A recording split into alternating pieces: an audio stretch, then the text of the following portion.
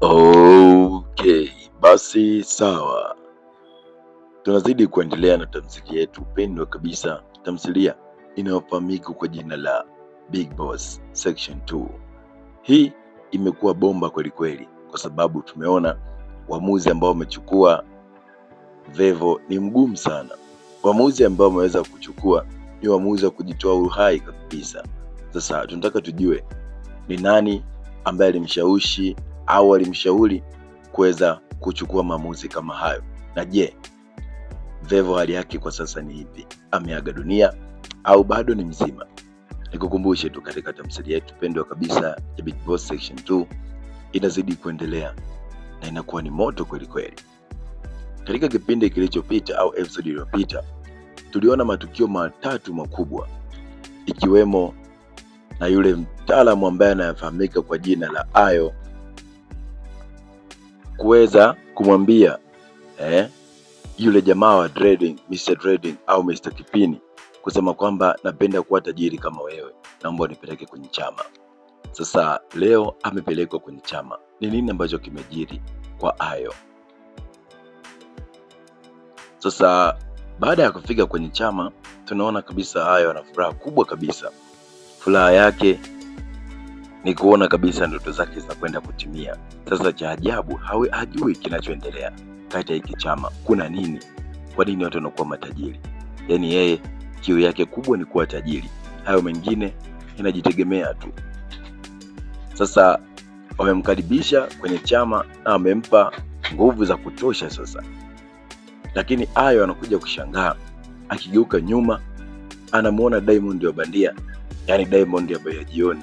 Akigeuka kushoto anamuona mtu ambaye anafanana na Rayvanny wa bei ya jioni kabisa. Anakuja kushangaa, kumbe kuna hata hao masuperstar wakubwa hapa Tanzania na wapo kwenye chama. Ayo anafarijika na kujiona ni mtu wa pekee kabisa. Sasa baada ya kuwa amepewa nguvu za kutosha, akakaribishwa na watu wakafurahi kwa kweli.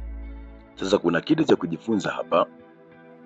Katika kila maisha kuna siri moja nzito ambayo watu wengi hawapendi wewe uifahamu, kwa sababu endapo ukifahamu hautaishi kwa amani, au endapo ukifahamu basi uenda ukachanganyikiwa kabisa au ukawa kama wao. Sasa Dayo au Ayo ameamua leo kujiunga na chama hiki, asijue kuna wengine wanateseka na hicho chama kama Vevo. Vevo atamani hata kwenda kwenye vikao vya ibada ya kuabudu mashetani, kwa sababu anaona kabisa hayawezi kuendana na mfumo huo wa kishetani. Sasa yeye amekimbilia. Ndio maana nakwambia maisha ni sawa na gwaride, wakisema mguu pande mguu sawa, nyuma geuka, basi ule wa mwisho atakuwa wa kwanza na aliyekuwa wa kwanza atakuwa wa mwisho. Sasa wakati Vevo anakimbia, nayo yeye ndo anakimbilia na kufurahi na kuenjoy kabisa kujiunga kwenye chama. Sijui kipi ambacho kitampata. Siku zote mwanzo huwa ni mgumu, lakini mwisho huwa mwepesi. Sasa leo nayo atayaweza yaliyomshinda Vevo? Mimi na wewe tumebaki na kiulizo. Lakini huku familia ya kina Vevo inazidi kumwonea huruma Vevo, hali ambayo anapitia kwa sasa. Unajua, unaweza kuwa na pesa lakini ndugu zako kaweka mbali. Wengine ni masharti ambao wamepewa kwenye mikataba yao ya kinguvu za giza, lakini wengine pengine huenda aliwasogeza ndugu karibu, lakini ndugu walitaka kumwangamiza, ndio maana ameweka mbali. Sasa kwa Vevo na familia yake ni tofauti kabisa.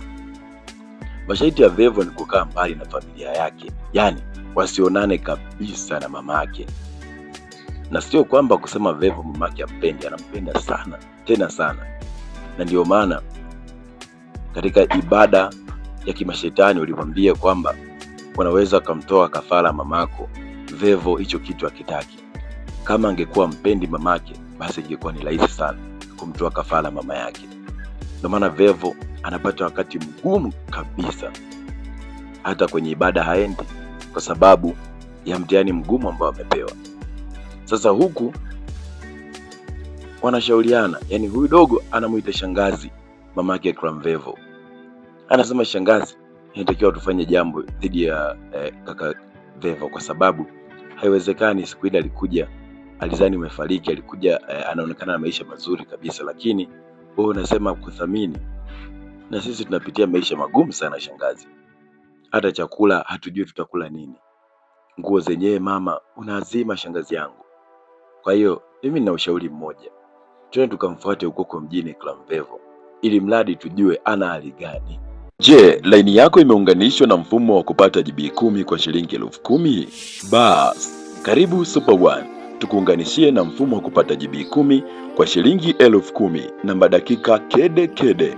Kikubwa zaidi uwe na TIN namba ili uweze kupata ofa hii kutoka Yas. Wasiliana nasi kupitia namba 0676078333.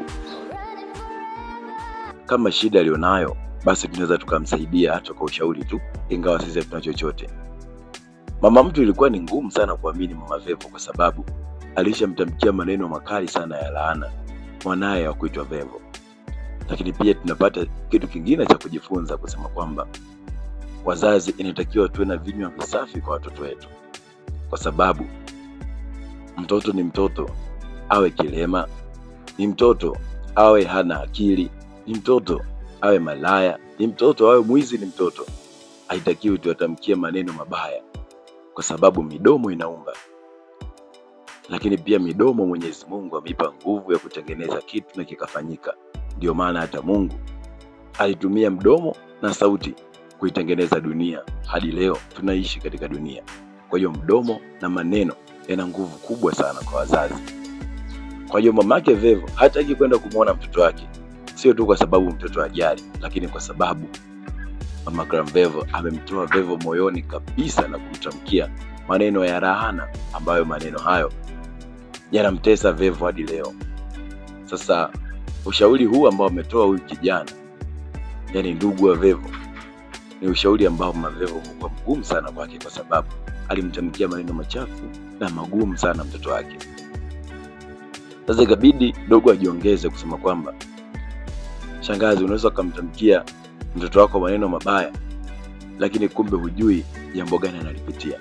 Na ni kweli sisi watazamaji tunaona kabisa Vevo anapitia kipindi kigumu sana, kipindi ambacho pengine angeweza kutimiza matakwa ibada za kishetani, basi Mama Vevo angesenge kuwepo duniani.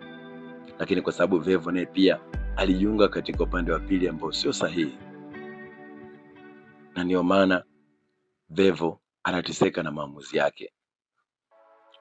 Sasa ikabidi Mama Vevo akubali aweze kukunjua nafsi, kukunjua roho. Ameamua kwenda mjini kuweza kutafuta nyumba ya mwanae, na huyu kijana ambaye anamuita shangazi ili hadi wapate. Huyu kijana kutokana na masuala mazima ya teknolojia, basi akaweza kutumia simu yake, kwa sababu kuna siku moja Vevo aliweza kuposti mtandaoni nyumba anayoishi, lakini pia na location. Sasa location hiyo ikamsaidia huyu kijana kuweza kufika hadi nyumbani kwa Vevo.